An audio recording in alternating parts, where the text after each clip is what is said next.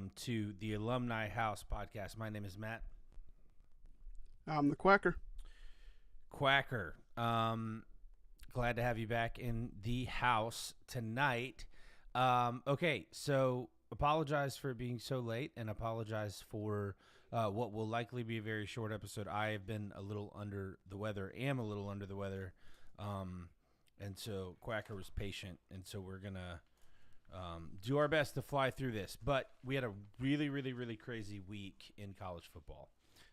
Before we jump into the craziness and how wrong Quacker and I both were in what we thought was going to happen this weekend, why don't you hit us with some news and notes from around the country? All right. So Oklahoma and Auburn played a game this weekend. Oklahoma set program record with 10 sacks in the game. I think they said that they had the previous record was 9. And I think they'd done it like 8 times. So they've done that quite a bit. So 10 sacks in the game, that's pretty impressive. Speaking of Oklahoma, their quarterback John Mateer is out at least a month after having surgery today on a broken bone in his throwing hand. Alabama linebacker Ja Marin Latham is being evaluated at the hospital in Birmingham for a neck injury suffered in practice today. The ACC has okayed a 9-game conference slate that aligns with the rest of the Power Four. Florida has started 1-3 for the first time since 1986. That's hard to think it's been that long since they've struggled like they had to start the season. Yeah, and Billy Napier has the worst record over 4 years since the 1940s. So it's worse even than that. That's incredible. Yeah. Vandy. The Vandy boys scored 70 points in the game for the first time since 1918. Yeah. Somebody thought that Vandy was going to wreck shop. I'm not saying who, but somebody thought. Now we have some before we get to that one, Jeff Gundy was fired today from Oklahoma State. He's been there. I think this was his 21st or 22nd season. Yeah, so this is 21. It's Mike Gundy, not Jeff Gundy. But okay, I'm gonna defend Quacker because it's much later than normal, and his brain is working better than mine because he's an hour behind me. So I'm glad I got that. But yeah, Mike Gundy, 21 years. Okay, yeah, Jeff Gundy was the basketball coach for forever. That's what stuck in my head. Now for the sad news, we talked about this last week. Sean Clark, the former App State coach who was coaching the offensive line for UCF, he had a medical emergency last week. Well, he's passed away. He was 50 years old. So it's the sad news in college football there. So you know, if you just keep his family in your thoughts and prayers, and you know, not just his family, but you know, his former players and the players that was on the team this year, you know, and the coaching staff and all that. It's like a family when you're in that kind of grind, and that's going to take a toll on them this season, especially in the the next couple weeks. So it's going to be a heavy burden for them. Yeah, absolutely. Yeah, that's tough, and that's all. You know, we started last basketball season. Was it USF or UCF? It was a school in Florida, wasn't it? Their basketball coach died right before the season. Yeah. Speaking of which, I didn't tell Quacker I was going to do this because I didn't know I was going to do it till just now. But in a rare non-football piece of news, Bruce Pearl has announced his retirement from the game, and I felt like that was important. Quacker and I both have a lot of respect for Bruce Pearl, especially the way he came back from, you know, he made a mistake, did his time, did what he was supposed to do with the NCAA, and has gone through a lot. You know, I think he's battled cancer. I think he you know, he's dealt with some adversity, but really took Auburn. Auburn had flirted with success in basketball before, so I don't want to act like they never had success, but took them to new places and 2 Final Fours. which they'd never done. It's exciting for Bruce Pearl that he gets to go out on his terms. It's not exciting.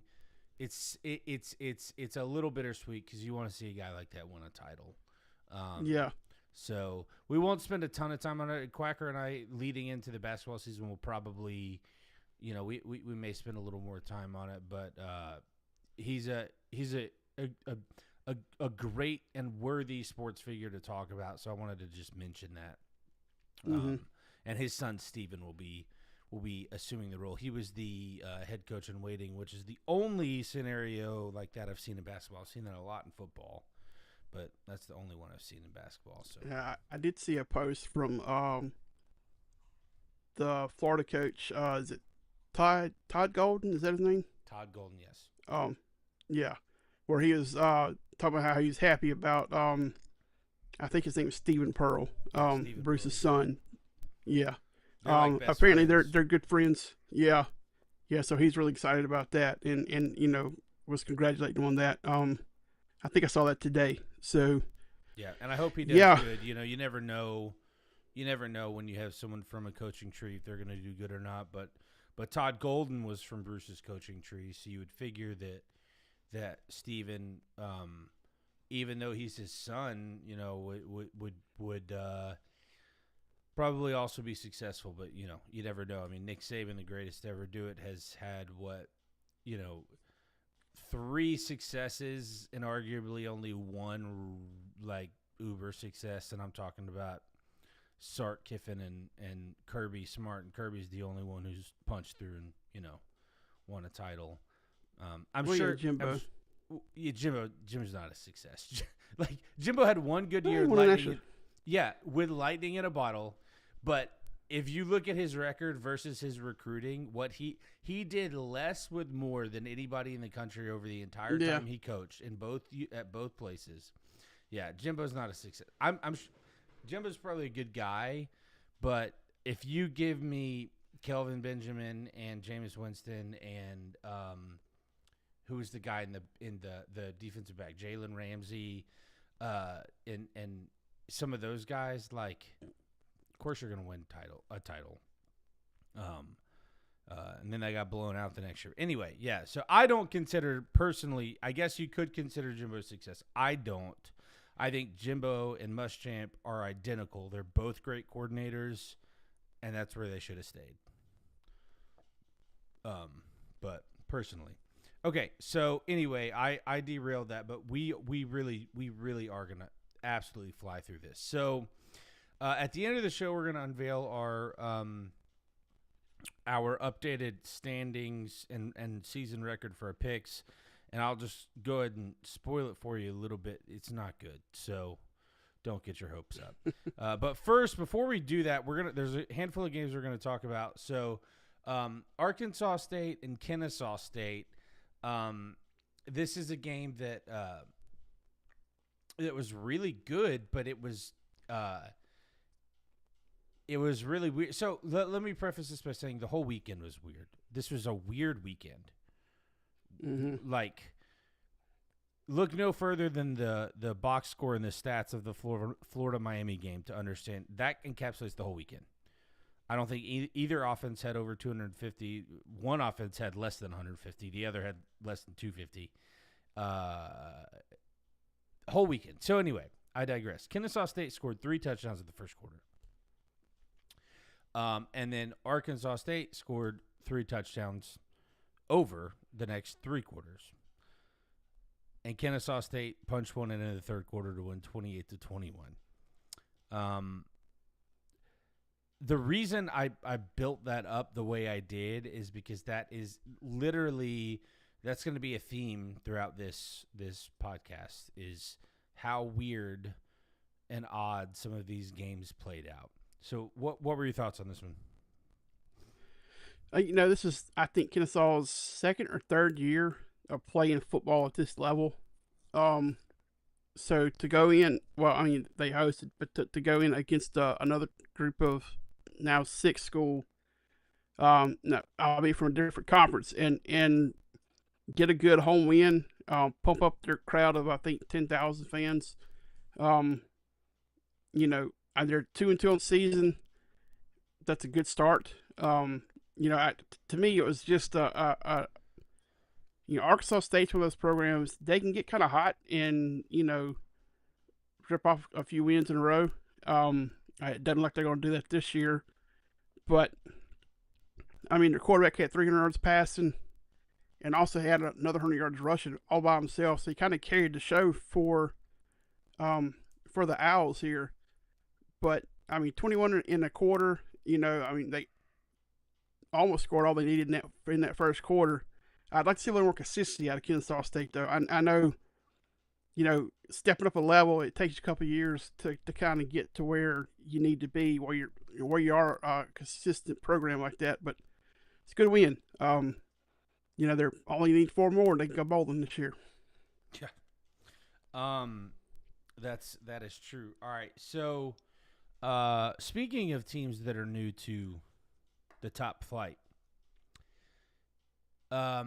Delaware traveled down to Miami. Quacker and I were both fairly confident that FIU would win this game, and not only did FIU not win this game at home, Delaware made them look silly. So the score at halftime was 24-7, and it didn't get better from there because the final score was 38-16. So I don't have a lot to say about this other than that. Don't look now, but Delaware's 3-1, and by the way, just so everyone knows, Delaware, because Division 1A, which is the FBS, does not operate the same way as when you move from 2 to 1, I think. I'm pretty sure you can compete now postseason in your first season, right? They'll have to get a waiver. I thought that they had done away with that. Unless it's something recent, because I think it was it James Madison, or it was James Madison like 2 years ago, where they had almost been undefeated on the season, and they had to get a waiver to play in a lower tier bowl. Yeah, well, I may be wrong then. I thought they had done away with that, but what I was going to say is, at 3-1, they had a realistic chance, of being in the conversation for the playoff at the end of the year. But if that rule does still exist, then ignore that. But I thought they had done away with that. But I'm not confident enough to say that for sure. But yeah, they looked really good. I don't have a lot to say about this. I was surprised by FIU, but I didn't have a lot to say about it. I was just, to me, it was their first year in FCS, first year in the conference. They start out 1-0 in conference play, and they're 3-1 to start the season. It's really good for Delaware. They haven't hit that proverbial dip that a lot of programs take, like Kennesaw, where you step up a level of competition, and it takes you, 3, 4, 5 years to start playing at a competitive level. I mean, they're already halfway to bowl eligible. We have seen there is precedent for this though. Like App State, their first year was really good. As you said, James Madison was really good. But I think sometimes what happens is they jump into 1A and they do good immediately, and then they have their drop off. Dip, yeah. So I'm sure there will be a dip. Like USF in 2007, I think got ranked as high as like 4 or 5 in the country. 2. 2. Okay, I didn't realize it was that high, and that was their 10th season with a football program. Not 10th season in Division 1. It was their 10th season of football. So yeah, while it's uncommon, it does happen. So congratulations to Joe Flacco and the Blue Hens. That's exciting. Okay, so moving on. And I suspect until this team starts losing, we're going to keep talking about them. It's the only reason I can think that this game made the cut. But food, beat Charlotte to move to 3-1, and of course, I'm talking about the Rice Owls. They are 3 and touchdown every quarter. touchdown every quarter. They're 3-1. Charlotte's really bad, so I'm not going to celebrate this a lot, but I am going to celebrate it for Rice because Rice has been really bad recently. Yeah. Rice is one of the old Southwest conference schools that has really had to kind of scrap and fight to stay relevant in any sport. I mean, their baseball program was good for a long time, but even in baseball, they're not good now. So it's good to see their football program. They played Southern in the Landing Tree Bowl a couple years ago, but I think they came in at 5-7. I think they had to have a waiver to play in that game. So do they? Do they play in the old Oilers Stadium, or do they have their own stadium? Because they play in an open air stadium, but I didn't know if that was like a former NFL stadium or if they built that themselves. I think it's their own stadium. Yeah, I mean, I want to say it's like Rice Eccles Field or something like that, or stadium, but that may be their baseball stadium. I don't remember. I feel like that is a baseball stadium, and I don't think it's Rice, though. I think that's an SEC school. But let's not – I'll let you look that up if you want to, but I'm going to move on if you look that up. So Tulsa at Oklahoma State, this is one of the few games in the earlier windows that I got to watch a lot of because I'm and Quackers, too. We've talked about this, but a Mike Gundy fan. And, it was like – the final score is 19-12 Tulsa, but I said earlier window. This is actually on Friday. This is how my brain works, but that's why I watched it because it was the only game on. But this game, it was like Oklahoma State was almost good enough in almost enough plays. So while the Mike Gundy firing is definitely sad and unfortunate news, I get it because it definitely looked like this team was uninspired. What did you find out? They play in Rice Stadium on campus. So, okay. Yeah. Well, there is a stadium somewhere that's like Rice Eccles or something like that, but I don't think it's Rice. I don't think it's affiliated with Rice. They've been there since 1950. So, yeah, they've been there for a while.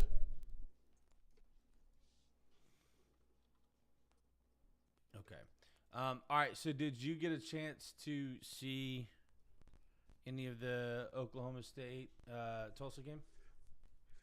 I did not. I was watching quite a few games at the same time. I had the four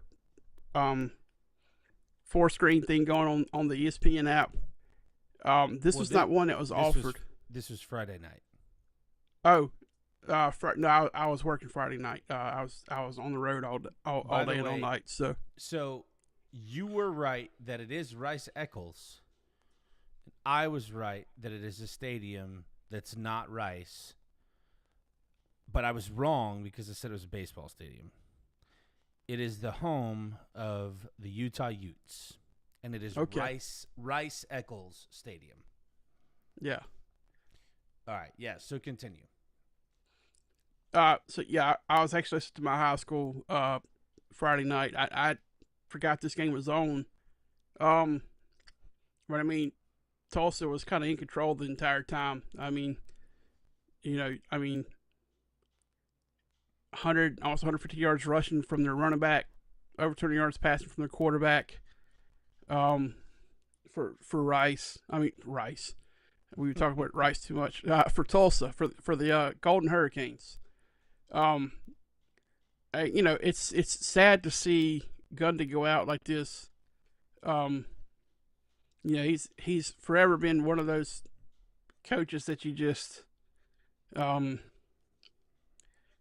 look at and he's consistent. The players love playing for him, but I mean they're just not getting it done now on the field. I mean, well, I think Oklahoma State and Gundy probably needed a change. And I told you, and we'll see.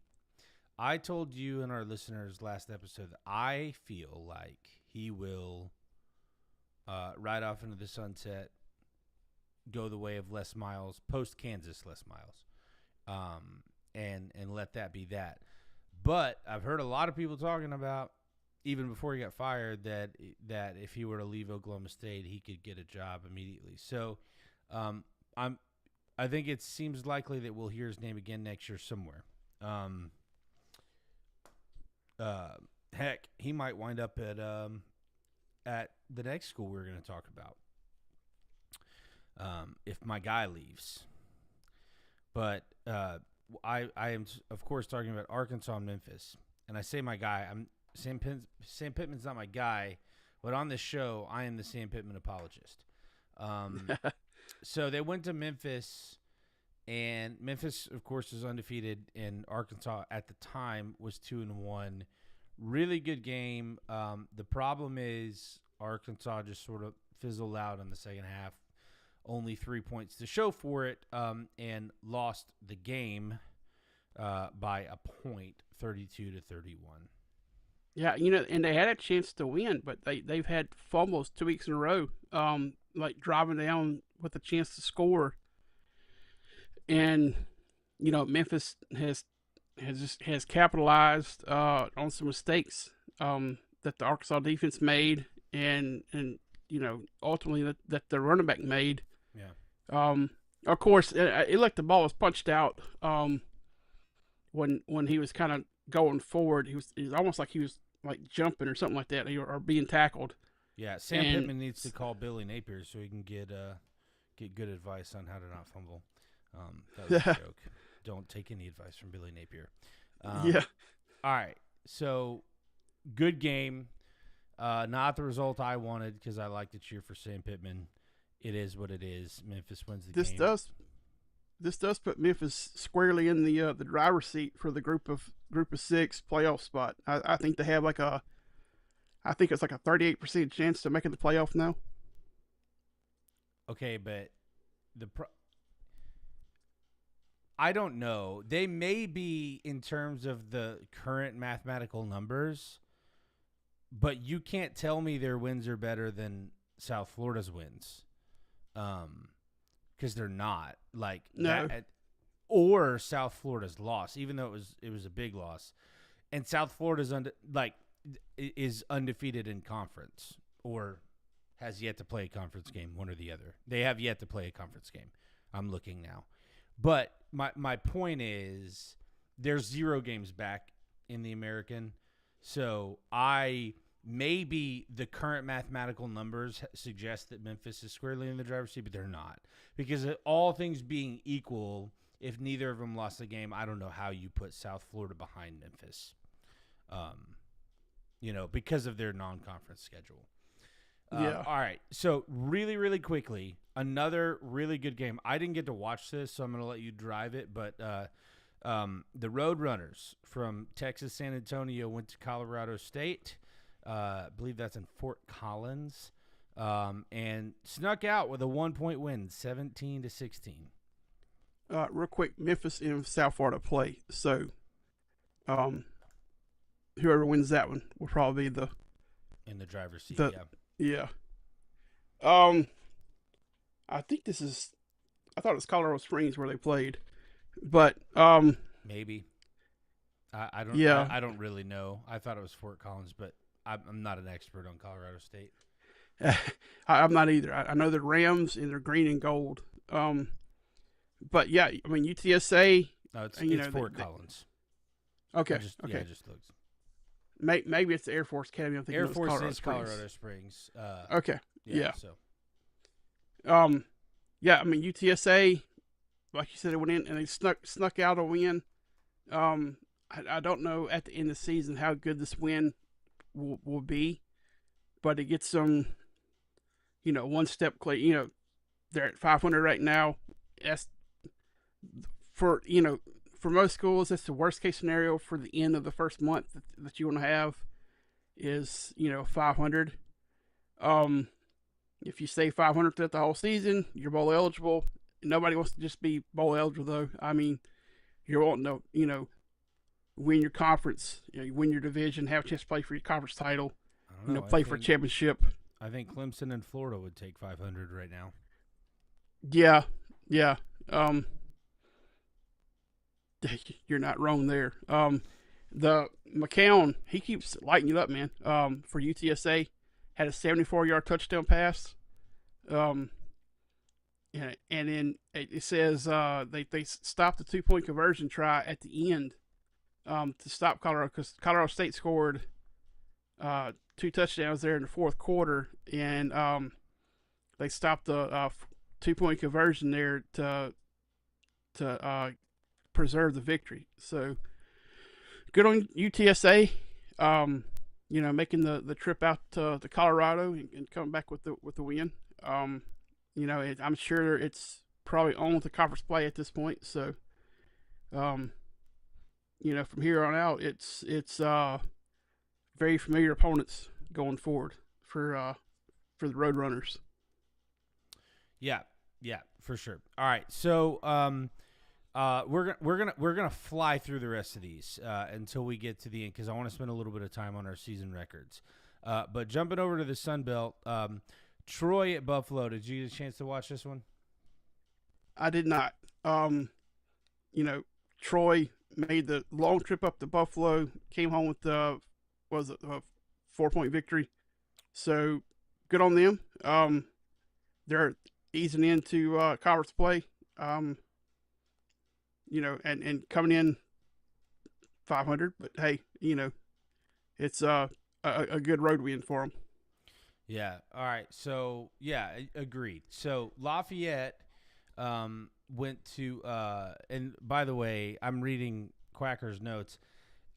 It's Louisiana, but Quacker, being almost a native Louisianan, living 10 seconds from the state line, refuses to acknowledge that. So on the notes, it's ULL instead of Louisiana. But ULL, or Louisiana, went to Eastern Michigan and lost a close one. Really competitive, little bit of fireworks in the first half. And then, they were both still consistent in the second half, but Eastern Michigan had a little more gas. 34-31. So unless you watch that one and have anything to say, we'll move on from there. The only thing I have to say is, the team in Lafayette, they're usually a pretty tough team. Right now, they're struggling. 1-3. It's not a good start. It may be a very long season for the Raging Cajuns there. Yeah. Okay, so moving on to the ACC. One of the biggest surprises, if not the biggest surprise of the weekend, I thought. So Quacker and I both picked Clemson to win this game, talking about Syracuse and Clemson. At Clemson, by the way. I thought, and I said this on the podcast, that this would be a get-right game and that Clemson was going to wreck Shop. Well, Shop got wrecked, but it wasn't Syracuse's Shop that got wrecked. Or they got wrecked. Right. Yeah. So anyway, so Syracuse, they looked really good. Dabo and Clemson are 1-3, and Dabo looks very, very frustrated. Yeah. I was just looking at the stat line here. Cade Klubnik threw the ball 60 times in this game. It's hard to win when you're throwing the ball that much.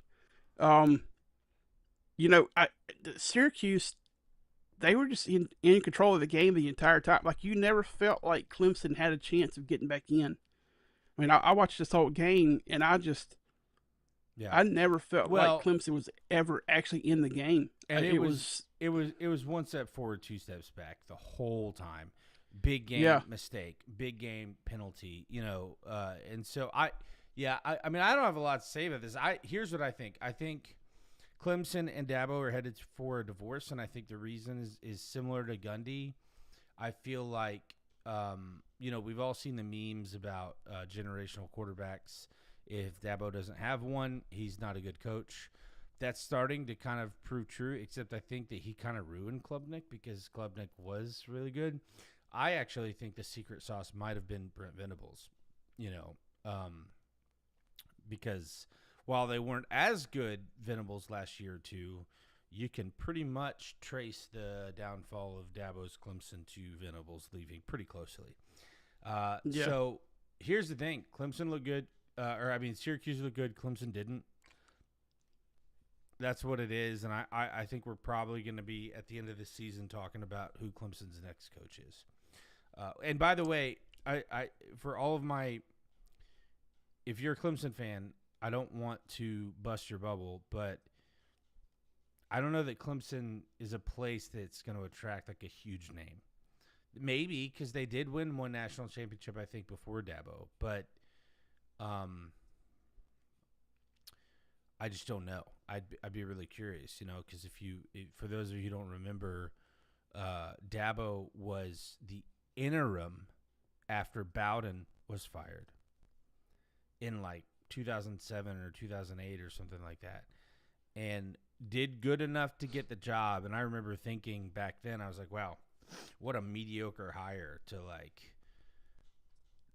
be like, oh, you did a good enough job in one season, we're going to give you the job. And then like 4 or 5 years later, he's starting, like it took Dabo a while to get that ship turned in the direction he wanted it. Because I think he took over in the late 2000s, 2007, 2008, somewhere in there. And I think made their first playoff appearance in 13 or 14, won it for the first time in 15, won it again in 17 or 18, something like that. My point is, Dabo's interesting because he wasn't a big hire to begin with. He was kind of a meh hire who worked it into the right direction. But anyway, we'll see. We'll see what kind of juice that job has got, because I think it's about to be open. I think Dabo's going to move on somewhere else. All right, one note out of this game, Syracuse's quarterback Steve Angeli went down with a non-contact injury. He was holding his ankle, so it looks like he may have. I haven't heard anything. I haven't seen anything come out, but he may have torn his Achilles. Which, if so, it's not good. It's yeah. So we'll have to keep an eye on that. I haven't seen anything on it though. Yeah. All right. So moving on to SMU at TCU. The Mustangs got squashed by the Horned Frogs. And when I say squashed, they didn't get beat bad. It was 11 points, and I think the last touchdown was in garbage time. So it was a close game. I don't have a lot on this because I didn't watch it, but I did pick TCU, so I'm happy with that. This is one I had it on the 4 screens and stuff, and this is one I was keeping an eye on as well, because this was the last time they were playing. Because this is a rivalry game. It was the Iron Skillet game, so I was keeping an eye on this one. And the quarterback for TCU, man, he lit it up. 379 yards, 5 touchdowns. Their receiver McAllister had 254 yards and 3 touchdowns. So they both had fantastic days. SMU just couldn't stop them. Yeah. It was one of those games, like, it was competitive to the very end, and like you said, it was like a garbage time touchdown that kind of spread the score out there. But it was one of those where SMU was 1 or 2 plays away from having a chance to really get back into the game, but TCU's defense was doing just enough that they were stopping them from making that 1 or 2 plays. So it was a very competitive game, a very fun game to watch. But it just felt like TCU was just doing just enough to stay ahead until the very end when they bounced out by 11. Yeah, that sounds eerily similar to the Florida-Miami game, except neither team was doing very much, but Miami was just a couple of plays ahead of Florida at all times until the very end when they scored garbage time points to make it look lopsided. But a very sloppy game. So it sounds similar, except that one sounds like it was way more entertaining than Right. kind of the train wreck that was the Florida Miami game. So anyway, all right, so let's move on. I'm gonna do these together so we can get them quick. So you just hit the notes on these games as you have them. South Carolina went to Missouri, and I mean they showed up and they played, but they lost 29-20. That's 2 losses in a row for South Carolina. Pretty much putting a nail in the coffin for their playoff hopes. I was looking at their schedule. I don't know if it has enough juice to get him with 2 losses. Ironically, the team I just mentioned, Florida, if they were to win out, would probably still make it in because of their schedule. But who are we kidding? They're not going to win out, so it doesn't matter. But that's probably the end of South Carolina's playoff hopes, which is unfortunate. And then the other game, which I don't think knocks this loser out because it was a road loss and a close loss. Auburn, Oklahoma. Quacker picked Oklahoma to win. I picked Auburn. Final score 21-17. If you did not watch this, this was a good game. And full disclosure, I only got to watch the second half of this one. I'm real ADD on Saturdays, and so a lot of times I'll wind up like watching a game that's not as competitive, and my attention span will wander, and then I'll realize, oh wait, there's another game on that's better than this. So a lot of times I'm watching football all day, but a lot of times I wind up missing like the good games. So, but I did get to see the second half of this one. So between these 2 games, just quickly share your thoughts on one or both of them as we finish up this week. Yeah, so I watched a lot of this Oklahoma Auburn game. One of the things that kind of stands out the most is, me and you talked about this earlier. It was the officiating from this game. There was the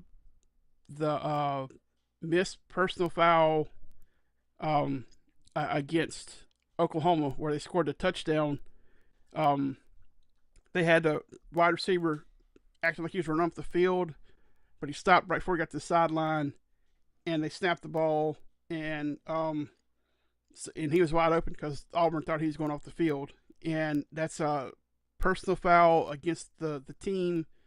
It's a 15-yard penalty, and it's supposed to be like a deception thing. I don't remember exactly what it's called, but yeah, that it wasn't adjudicated at all, and the SEC league office came out after the game and said, yeah, we missed this one, we blew it. Well, that touchdown wound up being the difference in the game. Now, that's not saying that Oklahoma may not have still, went down and scored on it, but when it's, second 25 instead of. Yeah, I mean, I think it's different when it's a scoring play, right? Like when you're talking about a play that keeps a drive alive, but they're on the 30, like their own 30. I mean, come on. You had chances to stop them after that. We talk about this as a lot as Saints fans. Why that no call in the NFC Championship was such a big deal was because had that been called, the game was mathematically over. There was no timeouts. There were no the Saints would have been able to just run out the clock in the downs they had. They were going to the Super Bowl. Same thing here, right? You're talking about a scoring play, so I feel like it's different on these plays. We're like, well, one play doesn't decide a game. Well, you're right. Except when it does. You know what I mean? Yeah. When it results in a touchdown and the final score is a touchdown. Yeah. You know what I mean? So yeah. yeah. This is a hard fought game. And to me, it felt like, and they had 10 sacks. It felt like Oklahoma was kind of in control, but Auburn was making plays to stay in the game. They were making plays that I really didn't think they could make. I was watching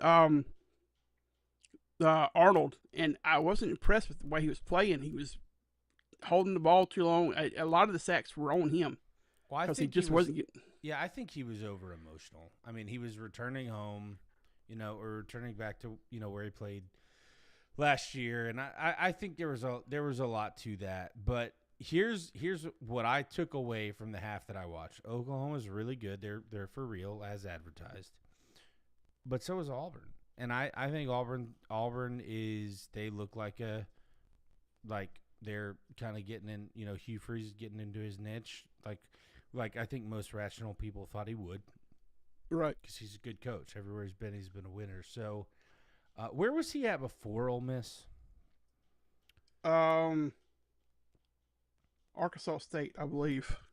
I thought that was Malzahn. I think they both.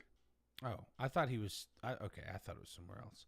Not really important, but yeah. So good game. These are going to be two teams that are going to be in it at the end. We're going to be talking about them all season. Anything on Missouri, South Carolina? No, I mean, I feel bad for South Carolina there. I mean, it looks like Sellers played a pretty good game. 18 of 28, 302 yards, 2 touchdowns. Um, I I need to see that one because there was only so many you could watch at a time. Yeah. And uh, but that's the running back for Missouri. This Hardy kid is actually from Mississippi. He's actually from like the area where I work. So seeing him have a good game, he's had a good couple games here. That's cool to see.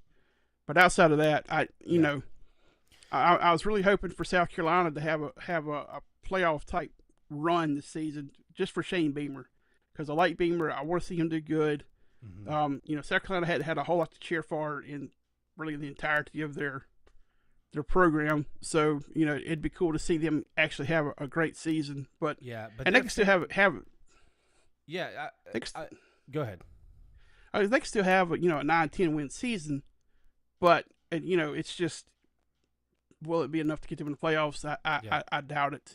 So one thing I've learned, and I'm gonna do this real fast, but one thing I've learned living in South Carolina is that the South Carolina fans are sort of self-proclaimed Eeyores. They're always optimistic about the season, but they're always prepared emotionally for it to fall off the rails. Like literally, like I was talking to one of the biggest sports fans I know. He graduated from USC, and